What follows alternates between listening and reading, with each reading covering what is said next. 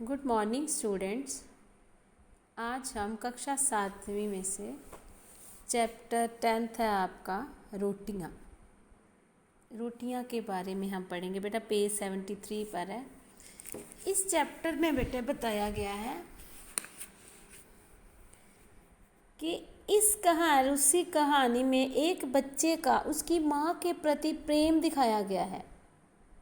अपनी माँ को गर्म रोटियां खिलाने के लिए वह बर्फ़ के तूफान की परवाह न करके स्कूल से घर की ओर चल पड़ता है।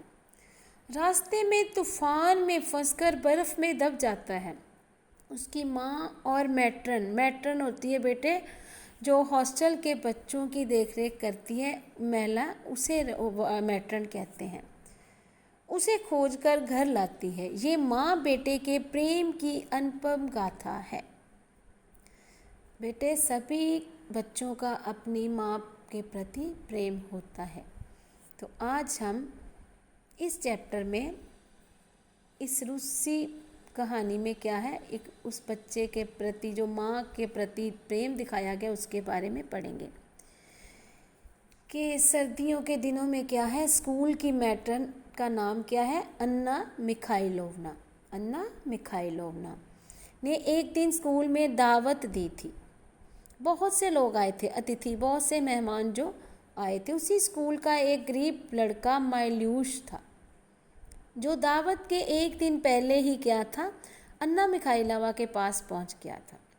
उसके कामों में, घर के, दावत के जो भी कार्य थे उसमें तेजी से हाथ बटा रहा था। मायूस ने रोटियां बनती देखी तो उससे अपनी माँ का ख्याल आ गया कि उसकी माँ ने बहुत दिनों से गरम रोटियां नहीं खाई थी। हालांकि उसे गरम गरम रोटियां बहुत पसंद थी। तो वह अपने आप को रोक नहीं पाया और उसने अन्ना मिखाइलोवना जो थी, जो हॉस्टल वार्डन थी, उसे कहा कि आंटी मैं कुछ गरम गरम रोटियां अपनी माँ के लिए ले जाना चाहता हूँ।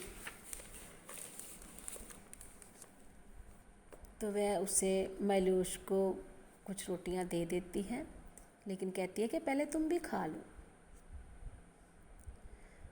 तभी क्या था, अन्ना मिखाइलोवा का ध्यान बाहर की तरफ गया क्योंकि बाहर मौसम बहुत ख़राब था और जो मायूस था वह घर चलने के बारे में सोच रहा था। तो बाहर का जो मौसम था वो बहुत ही ख़राब था। चारों ओर अंधेरा छा गया था। रात उतर आई थी। मौसम खराब होता देख अन्ना की चिंता बढ़ती जा रही थी क्योंकि बाहर बर्फ़ गिरने लग गई थी। इस मौसम ख़राब में वो कहती है कि तुम घर कैसे जाओगे। तब जो वो लड़का है उसे अपनी माँ का ख्याल आता है। तो वह गरम गरम रोटियां ले जाने के लिए क्या है कि ले जाने के लिए घर की ओर चल पड़ता है और उत्साहित होकर बोलता है कि आप मौसम की चिंता ना करें कि मैं जल्दी ही घर पहुंच जाऊंगा, क्योंकि उसका स्कूल जो था घर से कुछ ही दूरी पर था। तो जो अन्ना मिखाइलोवना थी वह उसके मन की बात समझ जाती है और ज़्यादा जोर नहीं देती उसे रोकने के लिए, किंतु निराश भी रहती है। तो मायूस जब मैट्रन से विदा लेकर चलता है तो काले रंग का एक कुत्ता जो ब्लैकी है वो मायूस के साथ ही चल देता है। वह उसे जो अन्ना मिखाइलोवना है उसे दरवाजे तक छोड़ने आती है और ख़राब मौसम, लगातार मौसम जो ख़राब होता जा रहा है, बर्फ़ के बड़े बड़े गुबार तेज़ सरसराते हुए उड़ रहे थे। इतनी धुंध पड़ रही थी कि कहीं भी कुछ दिखाई नहीं दे रहा था। तो कुछ ही देर में क्या था, मायूस और ब्लैकी जो है तो उसकी आंखों से ओझल हो गए। लेकिन जो अन्ना मिखाइलोवा थी वह बहुत चिंतित हो गई थी कि इस ख़राब मौसम में वो घर कैसे पहुंच पाएगा। जैसे जैसे बर्फ़ की आंधी बढ़ रही थी तो उसकी चिंता भी बढ़ती जा रही थी। तो वह एक लड़के को साथ लेकर, इवान नाम का लड़का है, उसे पड़ोस में से साथ लेकर उसके घर पहुंच जाती है। तो घर का दरवाज़ा खोलने पर उसकी मायूस की माँ जो फेडोशिया है वह इस ख़राब मौसम के मायूस की बजाय किसी और लड़के को पाकर चकित रह जाती, बहुत हैरान होती है और अपने बेटे के बारे में पूछने लगती है और अपने बेटे के बारे में पूछने लगती है। दरवाज़ा बंद अंदर आई और दरवाज़ा बंद कर दिया। माल्यूश फेडोशिया ने सुना तो कलेजा मुंह को आ गया। अन्ना मिखाइलेवा को जैसे सांप ही सूंघ गया कि जब उसने बताया कि माल्यूश घर में नहीं। अन्ना मिखाइलेवा को जैसे सांप ही सूंघ गया। उनके पैरों की शक्ति जाती रही। फेडोरेशिया अन्ना की ओर फटी फटी आंखों से देख रही थी। वह कुछ समझ नहीं पा रही थी। अनिष्ट की आशंका से उसका मन बैठा जा रहा था। उसकी माँ जो थी फेडोरेशिया, वो बहुत ही परेशान हो गई। और ये सब देखकर जो उसके दूसरे छोटे बच्चे थे वह भी क्या थे, रोने लग गए। किसी तरह मिखाइलोवना ने खुद को संभाला। तो इस तरह से क्या था कि इवान दौड़ा दौड़ा फेडोरेशिया के पड़ोसियों के पास गया और उसने पूछताछ की और कुछ पड़ोसियों को साथ लेकर वह उसे ढूंढने के लिए चल पड़ा। सब लोग सोच विचार ही रहे थे कि एक लड़का दौड़ा दौड़ा उसके पास आया और कॉफ़ी तोड़ने की वजह से वह क्या था, हाँफ रहा था। उसने कहा कि उस छोटी पहाड़ी के पीछे गोदाम के पास एक कुत्ता जो है वो लगातार भौंके जा रहा है। तो लगता है कि मुझे उस कुत्ता जो वह कुत्ता है उससे उसका भौंकना जो है मुझे आश्चर्यजनक लग रहा है। मुझे लगता है कि वह कुछ कहना चाह रहा है। इस पर क्या था कि सभी ने खामोश होकर अपनी जो शक्ति थी कुत्ते के उस स्वर होती है आवाज़ को पकड़ने में लगा दी। तो अचानक अन्ना मिखाइलोवा को जो मैट्रन थी उसे ध्यान आया कि माल्यूश घर से जब निकला था तो काले रंग का कुत्ता ब्लैकी भी माल्यूश के साथ ही उसे छोड़ने आया था।